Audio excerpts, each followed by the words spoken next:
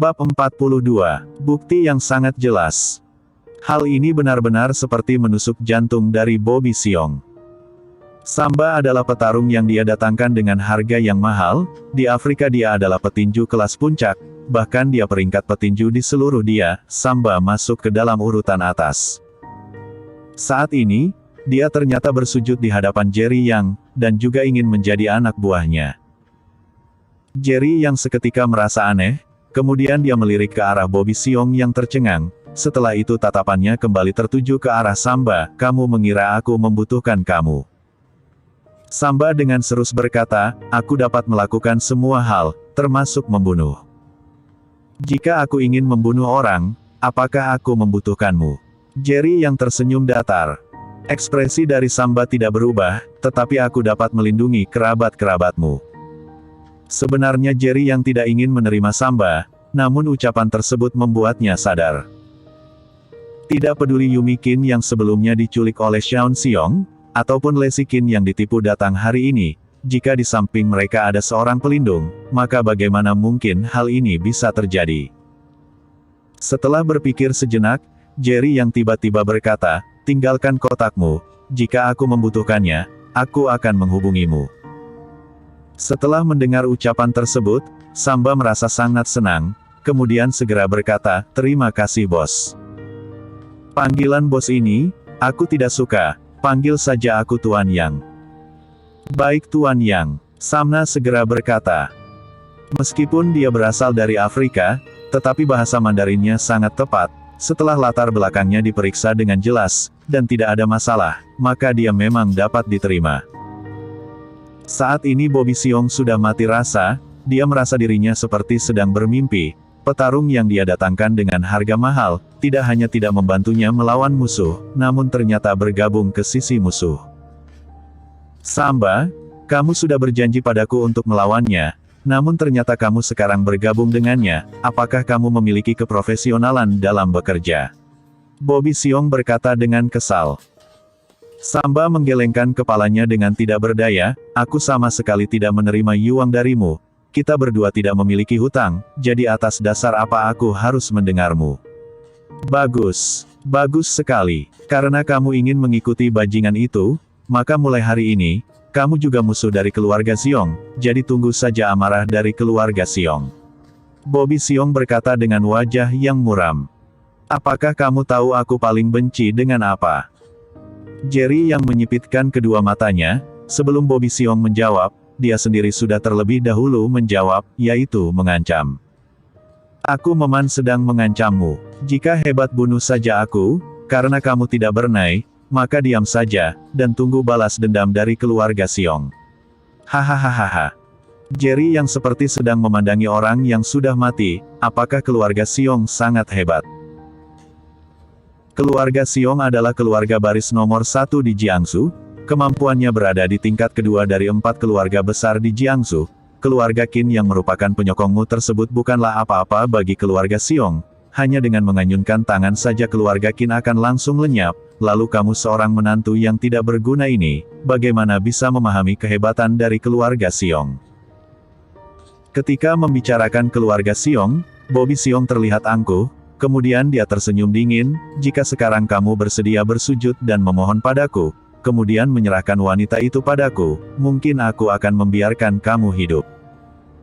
Kamu salah paham, keluarga Seong yang bukan apa-apa itu, tidak pantas aku hargai. Jerry yang menggelengkan kepalanya, kemudian berkata, menurutmu, jika aku membuat keluarga Seong di belakangmu itu runtuh, apakah kamu masih bisa seangkuh sekarang? Setelah berkata, Jerry yang tidak diam di sana lagi, dan langsung pergi. Kemudian muncul suara dari Bobby Seong, aku akan membuatmu merasakan amarah dari keluarga Seong, dan tidak membunuhku adalah hal yang paling akan kamu selesai nanti.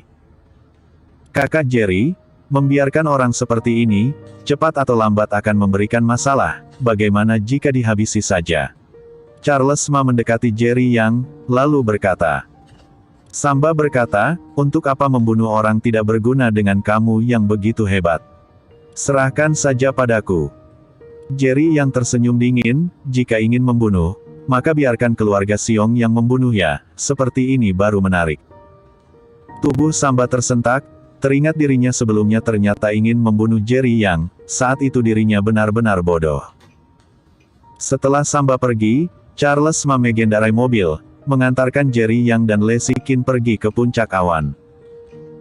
Di tengah perjalanan, Jerry Yang menelepon, sejak awal hingga akhir, hanya ada satu kalimat, setelah malam ini, di Kyushu sudah tidak ada keluarga Siong lagi. Di kediaman keluarga Siong, Santo Siong selaku kepala keluarga Siong baru selesai mandi, dia memutuskan untuk tidur setelah rambut kering, saat ini dia sedang melihat berita malam. Saat ini TV sedang menampilkan berita tentang kerjasama antara pemerintahan Jiangsu dan cabang perusahaan grup Yanchen. Ketika Santo Soing melihat berita tersebut, dia dengan terpukau berkata, tidak heran itu adalah grup Yanchen, meskipun hanya membangun cabang perusahaan di Jiangsu, tetapi mereka dengan cepat mendapatkan pengakuan dari pemerintahan, mungkin tidak butuh waktu lama, Jiangsu akan memiliki sebuah perusahaan besar lagi. Ayah, kenapa kita tidak bekerja sama dengan grup Yanchen? Seorang pria parubaya dengan kebaya berkata. Pria parubaya itu adalah putra Santo Siong yang bernama Nando Siong. Santo Siong telah beberapa kali secara terbuka mengumumkan, dia ingin menyerahkan posisinya sekarang pada Santo Siong, bahkan dia saja tinggal bersama putra yang paling membuatnya puas ini. Santo Siong menggelengkan kepalanya, bagaimana mungkin tidak pergi mencari. Aku sendiri sudah pergi ke sana, namun aku ditolak.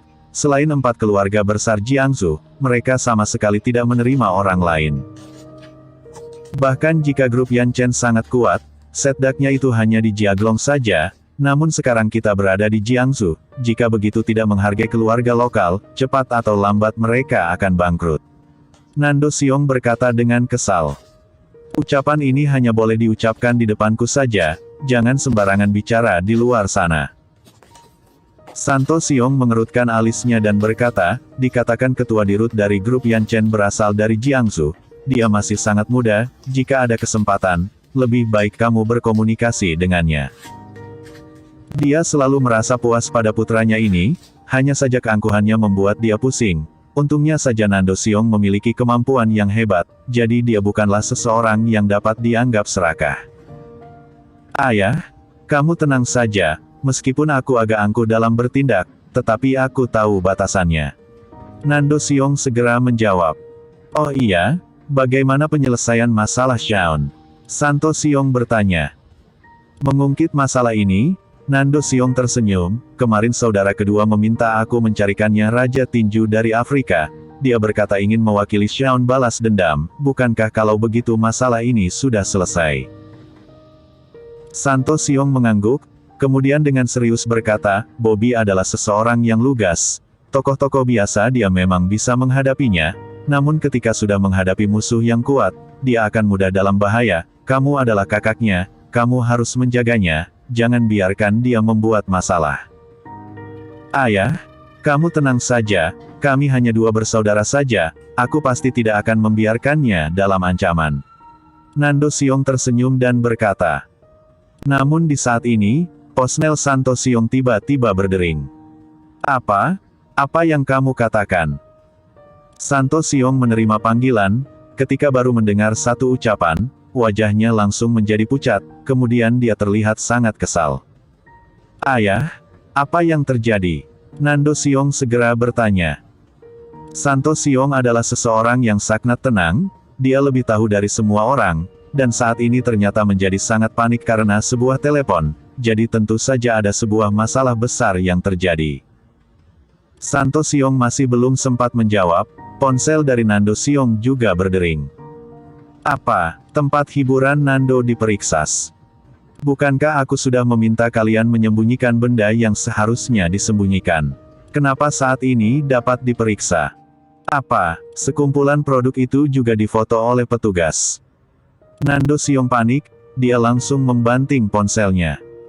Dan saat ini Santo Siong termenung, seluruh tubuhnya terkapar di atas sofa. Nando Siong yang penuh dengan keangkuhan, saat ini tatapannya penuh dengan keputusasaan. Nandi, papa aku berdiri. Beberapa saat kemudian, Santo Siong baru kembali tenang, namun tubuhnya tetap tidak bertenaga.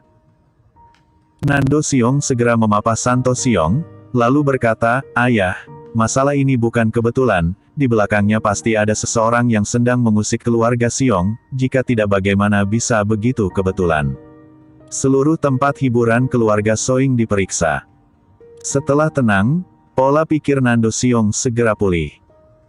Tatapan Santo Siong terlihat tertekan, lalu dengan serius berkata, "Cepat adakan rapat, meskipun keluarga Siong hancur, maka aku juga harus tahu apa alasannya." Keluarga Siong memiliki bisnis utama tempat hiburan, saat ini semuanya telah ditutup, jadi dapat diketahui betapa berbahayanya kondisi keluarga Siong sekarang. Meskipun malam hari sudah tiba, tetapi dengan cepat, seluruh kerabat keluarga Siong datang berkumpul. "Beberapa akhir ini, apakah kalian mengusik tokoh besar?" Santo Siong duduk di posisi tengah, kemudian tatapannya mengamati semua orang. "Tidak ada. Aku juga tidak. Kepala keluarga, apakah terjadi sesuatu?" Seluruh keluarga Siong terlihat bingung, mereka dipanggil rapat tengah malam, dan kepala keluarga saat ini mempertanyakan hal seperti ini.